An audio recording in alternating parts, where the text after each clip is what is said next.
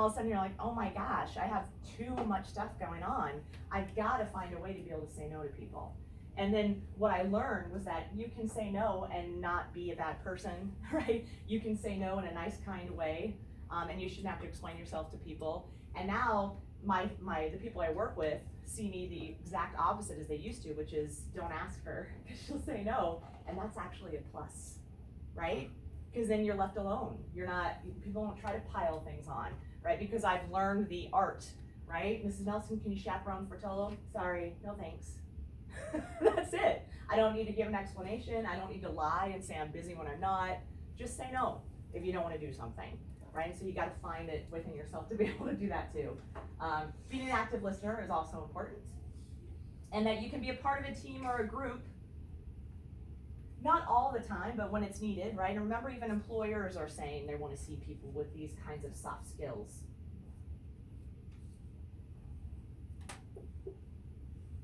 So if you're someone who's, your attitude is I hate people, and I've heard people say things like that, I hate people, that's problematic. That's not reflective of good mental health, right? Doesn't mean you have to flip to the opposite, which is I love everybody, right? You don't have to go that far the other direction, but just maybe changing up your negative attitude a little bit to reflect a more positive perspective. So what does poor mental health look like? This is where people don't share how they feel. You let your emotions control your behaviors.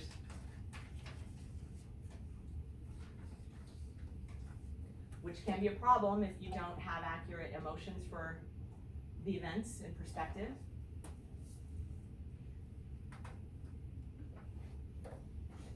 You don't have to say. It's always interesting when people do want to share, but one example might be anger. Anybody ever let anger get the best of them? Right, and do you know what I mean by that? So it was the anger caused you to do something that you later regretted, right? And so that could just be yelling at your little brother, right, and making him feel bad, or anybody ever taken out your feelings on someone when they didn't deserve it? We're humans, right? We probably, we've all done it, but how often, right? So that's kind of something that could be a reference there. Negative thinking, right? And again, it doesn't mean you have to be skipping down the hall, but what's the middle ground, right? Are you at least hopeful? If you have poor mental health, you're ignoring and denying problems. You're not able to accept change, and of course, I'm here to tell you already know this, but life is change, right? You let stress control your life. We'll never eliminate stress in our lives. The best thing we can do is figure out how to best react to it. Right? And one of the things you can do, the perspective issues there would be always thinking about things in terms of, do I have control over that event or that situation? And if I don't, then I should focus on the fact that I have control over how I choose to react to it.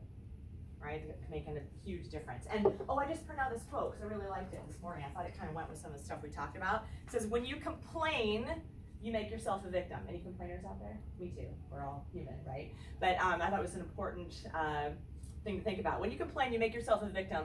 Leave the situation, change the situation, or accept it. All else is madness. Oh, that was really good, right? Because it talks about what we have control over, right? Otherwise, what are we doing? Wasting our time with this negative energy. Change it, accept that it's not going to change, and change your attitude about it. But complaining doesn't do anybody any good. You messages, avoid those because they blame and can escalate situations. Being aggressive and passive, or you've heard it said passive aggressive before. Gosh, what does that look like to some? It could just be, maybe you're in an argument with a friend. They say something that you find really offensive. They're worried that you may have been offended. They say, oh, I'm sorry, did that upset you? And you say, no, it's fine, no big deal. They walk away. Somebody else comes in, you just start going off about how horrible they are. You can't believe they just said that, and they're awful and rude, disrespectful. See what I mean? So to them, you're like, oh no, it's fine. And then to somebody else, it's just completely right? So that whole sort of passive aggressive thing is a problem. Dealing with depression, running from conflict. And this is a tough one because nobody loves it. Nobody likes conflict, but conflict is a part of life. So learning how to deal with it when it's in front of you becomes important. Closed-mindedness can be an example of poor mental health. And needing to run a group, so having to be in charge all the time. And just to be clear, closed-mindedness doesn't mean that you have to agree with other people's opinions, or that somehow you need to sacrifice your own opinions about something. That's not what that means.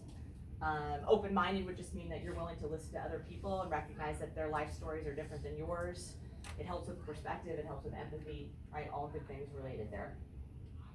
Okay, so what is a mental illness? So the two words that you'd fill in there include thinking and emotional. So they're patterns of thinking or behavior that cause a person significant emotional pain or prevents normal functioning. And it's always interesting with conversations like this to see words like normal pop up on the screen, because what does normal even get to mean, right? So we're going to be breaking that down a bit as we go through each condition. Illness, it just went on to explain, it's a disease or period of sickness affecting the body or mind. And one of the things we can do to lift the stigma from mental health is to start treating it in the same way that we treat physical issues, like conditions that people deal with, health conditions, for example, right? And it's been interesting to see the response to this virus issue. There has been a lot of mass hysteria and exaggeration, for sure. We don't need to be panicked. I think I already went over that with you guys. We shouldn't be panicking. We also shouldn't be licking tables. You guys, you know what I mean? Like, that's really dumb. But there's a middle ground of just being your everyday cautious, responsible self, and that's all that's being asked of where this issue is concerned. But what's been fascinating to me is to see all of the energy that's being placed on this preventative situation, trying to prevent it, and very little energy being placed on other mental health issues that are actually affecting way more of our population. So when you look at something like suicide, right, it's the third, making its way up to the second leading cause of death for individuals starting at age 10 all the way through to 24, 26. That's alarming. And that's a much worse statistic than what we're currently dealing with. Certainly the virus will spread and the numbers will get higher, but you guys follow where I'm going with that, which is, it's on every news station, it's on all the headlines, and people are going nuts about it. The store shelves are out of sanitizer, right? Everybody's jumping into motion to take care of this emergency, right? Why are we not putting as much effort in trying to affect these kinds of issues that have been existing in our population forever and ever? Because it's easier to stop and prevent. Maybe, yeah. There's some logical answers like that, right? But I think of it more at a deeper level, right? Just in terms of the attention and the willingness to talk about it as a major problem and things like that. Because suicide is preventative as well. We can prevent that as well, right? So I'm just saying it's just interesting to see the levels of attention to certain things. Myths about it, let's just go through this real quick. People with a mental illness are dangerous and violent. Is that always true? No, it is not. Is it sometimes true? Yeah. It is sometimes true, but that's the key, right? Because there's stigma attached to this, because when we stereotype, it's a problem, right? So maybe how many of you have ever been, traveled or been to a city before, something like that, or even in our own hometown of Ellensburg, where you've seen someone with an obvious mental illness and they're kind of crazed and out, talking in ways that seem really weird, and they're acting unpredictably, right? It can make people feel afraid, right? But that's not the norm, right? Mentally ill cannot be trusted around children. Is that always true? No. Of course not, right? Could it sometimes true? Sure, right? There will be situations, but if we look at currently, CDC recently said 1 in 5 adults are reporting issues with mental health, right? Well, statistically, a majority of those adults are parents, and probably really good parents, right? So to suggest that just because you're dealing with mental health issues means you can't be around children, not true. Mental illness is caused by a personal weakness. See, there's that stigma that we have to get beyond, right? Because it absolutely is not. Right? Would we say to someone who has a physical health condition that either that they were born with or developed over time, unbeknownst to your own, like it wasn't within your control, it just happened? Are we going to look at that and say, oh, that's because you're not a very strong person, you're a weakling because you have that condition or that issue? Of course we wouldn't, right? So we should address it the same way. People with a mental illness are poor and or less intelligent. Again, problems with stereotyping here. We talked in the last class about the economic side of it.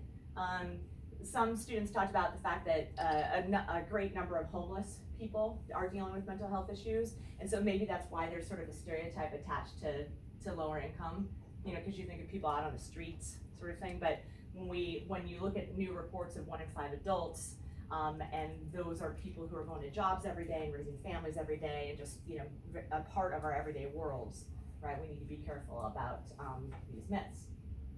All right, general causes. So it can be inherited,